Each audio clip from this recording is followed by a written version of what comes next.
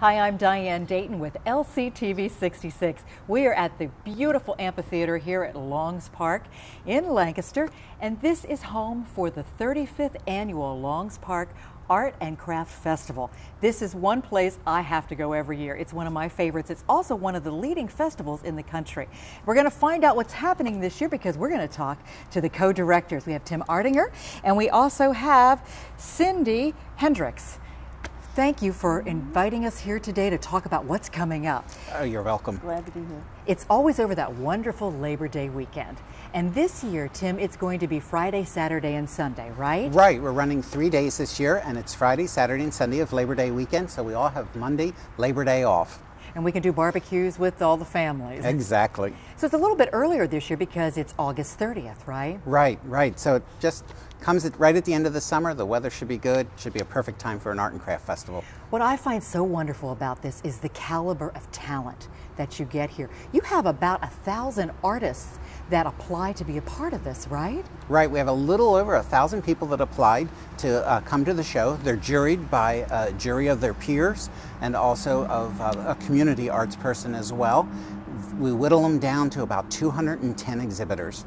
And they're all lined around the little roadways, as I call them here. Right. We line the roads around the lake and down to the amphitheater. They're on each side. A lot of them are under the trees, so it's shady, it's beautiful, it's comfortable. It's a great place to be. The caliber of art is just amazing. And there's so many different types of art that you don't see at a lot of other places, right? Right. Well, it's a fine art and craft festival, so it's the best. It's a elite group of people, and they bring their best here because they know that Longs Park is a sophisticated crowd, it's a buying crowd, and they can sell their good work, and it's here.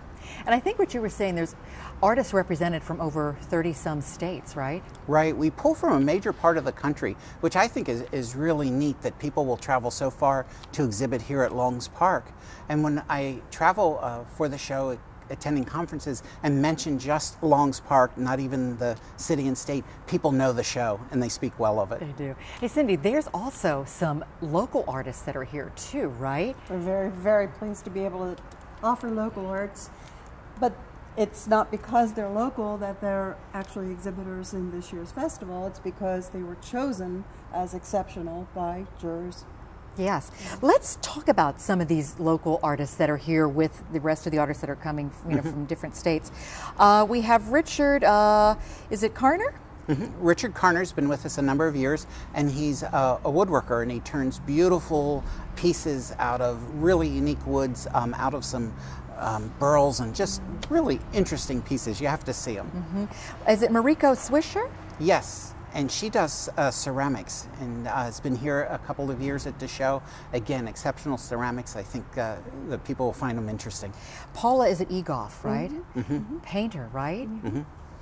Paula is a local artist that's lived here for many, many years and has exhibited with us for a while, and she does oils. Exceptional work. I have a piece in my home. I really like it. And I think what I like about Paula as well is that she also comes to the concerts because she lives here. So she's one of our good ambassadors that can tell the other artists what their fees are going for. Rick Faulkner. Exquisite barrack design candles. Fabulous colors, something for every decor in beautiful, beautiful classic shapes. Oh, that sounds wonderful. And Chuck Kaiser? Chuck is mixed media. Chuck is mixed media, and I wish I could remember his work off the top of my head, but that makes the show even a little more exciting when you see things that you've either forgotten or you don't immediately know. And I believe also Al Resnick. And Al does wearable fibers, so some really nice wearable items. Okay. And you've got a great website too. We're going to put that up on the screen. What are we going to find on the website? Well, in addition to a list of exhibitors and the nature of what they're exhibiting and where they're from, which is always interesting, you'll find a list of the entertainment that's going on the weekend for not only the exhibitors but also all of the attendees of the festival. How to buy tickets, a very important part of the website. Yes. In fact, Tim might like to comment about the ticket purchase. Right. On our website, you can buy tickets early, and if you buy a single day ticket, you get a multi-day ticket at no extra charge. Wow. So buy a single, get a multi-day. That's fantastic. And you know why it's fantastic too? Because as you were saying, Cindy, you can enjoy some great entertainment. I love coming here because you can amuse yourself literally all day because of all the food vendors that you have and the musical entertainment. Let's talk about some of the entertainment, because some of these bands I'm familiar with, some are new, and they really help set the tone, don't you think? They do. It makes it fun. It creates and underscores the festival atmosphere very, very nicely. Well, I know on Friday, the first day, from 11 to 1:30, Mark Huber, his Fusion Trio, is going to be here. And then 2 to 4:30, we've got Amy Banks. Amy's great vocals. Melodious tones. Oh, indeed she is. And also on Saturday, 11 to 1:30, Erin Cruz has a fantastic voice. If you haven't heard her, she's just really good. 2 to 4:30, it's Con Alma Quartet. I'm not sure what they are, so I guess I'll have to stop by and Me too. hear. Okay. Sunday, 11 to 1:30, Time Out. And then 2 to 4:30, we have the Adam Everett Quartet. So there's a lot It's of an wonderful. exciting lineup. Oh, it sounds really good. But of course, major sponsors are key in helping with this too. Your major sponsors, Tim? We have a couple of major sponsors. One of them is Lancaster County Solid Waste Management Authority, who are a sponsor of our summer series as well as our Art and Craft Festival. And the other one is Susquehanna Style Magazine, which is a sponsor of our food court. Okay. And speaking of food court, let's talk about all those yummy items that are there, because I know I always keep going down the line and then back again. I want a little here and a little here and then over to here. But we've got Distinctive Affairs, Plum Street Gourmet, the brasseries here, Tri-County Barbecue. If you're into barbecue, it's really good. Rachel's Crepes, you can't beat what she pulls together with Sweet that. and savory. Strasburg Creamery, yum. I think Have to have ice cream. Yeah, I think I had maybe a root beer float last year. And then, of course, College Coffee Roasters is here too. Something for everyone on that list. It truly is. One thing you added about 5 years ago was some beer and wine. Right. We thought that that would just add to the ambiance, so something to sip as you're walking through the show. So we added that about 5 years ago. It does really well. We change the beers and the wines each year to offer some variety and what sells. And again, this year we have a good variety of wines. We're also offering mimosas on a couple of the days. So if you're here in the morning and it's just a nice treat, yes. Oh no, that's a good special idea. treat to walk the show with. So. And I think you said there are 3 different locations scattered throughout. Is There's that right? with 3 that? different pubs in the show. So one when you're coming in case you need to get started, and one in the food court, of course, to enjoy with your lunch, and then one towards the end of the show that you can have a little bit of refreshment after you walked a good bit of the show. That makes sense to me. Sure. Now, to do something like this takes a lot of volunteers, a lot of manpower. Wow. There's some good people that are here. I know I see some friends that are always here as a volunteer. That's right. Yeah. Hundreds of volunteers in the planning and in the execution of the festival. Some of whom you'll see during the festival, but a lot happens behind the scenes as well. It would be virtually impossible to produce the festival without those dedicated volunteers. Many have been doing it for 20 plus years and know the festival very well. But some are brand new, doing it for the first time.